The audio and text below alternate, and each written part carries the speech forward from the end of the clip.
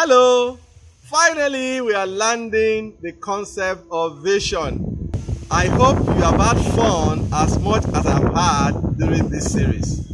We have defined vision, we have spoken about why it is very important, we have gone through steps that could help you in crafting one for yourself, and last week we focused on the power of envisioning. Now this week, I've been thinking, what's the best way to land this? And I just think it's a good way to land by focusing on some pitfalls that you need to be aware of in your journey to crafting a compelling vision for yourself. Therefore, my quote for this week is, if it's important, you'll find a way. If it is not, you will find an excuse. True. If it's important, you'll find a way. If it is not, you'll find an excuse. Believe me, this is not easy. This is not straightforward. But like I said, it is very rewarding if you can get yourself to do it. So, what will you find today? Another excuse, or you find a way? Therefore, let's play around the hashtag this week, which is keep moving. Keep moving. If you cannot fly, run. If you cannot run, walk. If you cannot walk, crawl. In fact, if you cannot crawl, find somebody to carry you. Whatever you do, just don't stay at the same point.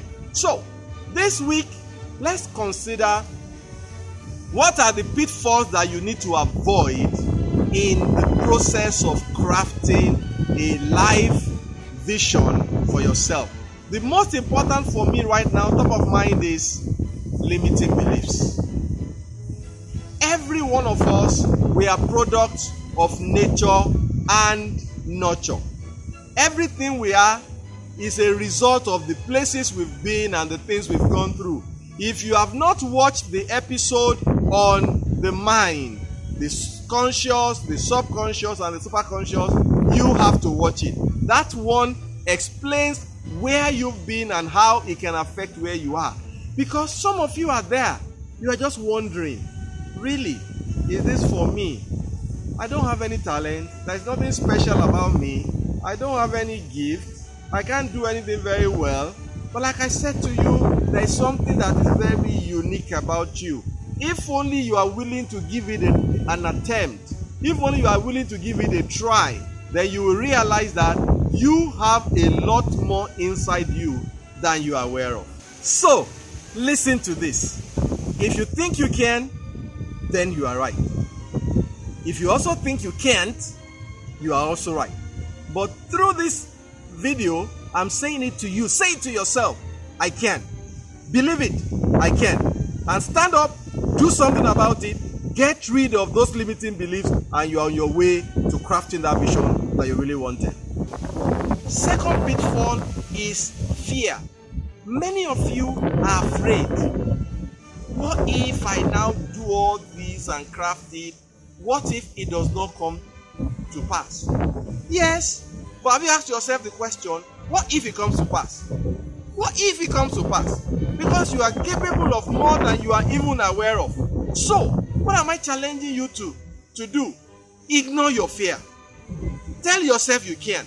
Because right now, even if all you design doesn't come to pass, I can tell you that you are better off than where you were before you started. So head or tail, you win. And believe me, you can even do better than you can imagine. That's the second pitfall you need to avoid. The third one is imitation. And this speaks particularly to those who think that they catch this straight away and they are up and running. Be sure that you are not trying to be somebody else. Why? God did not make you to be a copy. He made you to be an original. So, in your design of your vision, be inside yourself, look inside, create that uniqueness that only you can bring to the universe. Extremely, extremely important. And number 4 is laziness. Laziness. Many of you are just plain lazy. It sounds nice, but that discipline to wake up or to create the space or to get it going is something you are struggling to do. Hey, Is the laziness not even costing you something right now? How many things are you losing simply because you cannot get yourself going to looking after yourself? You cannot get yourself going to do the things that you need to do. So kick the laziness.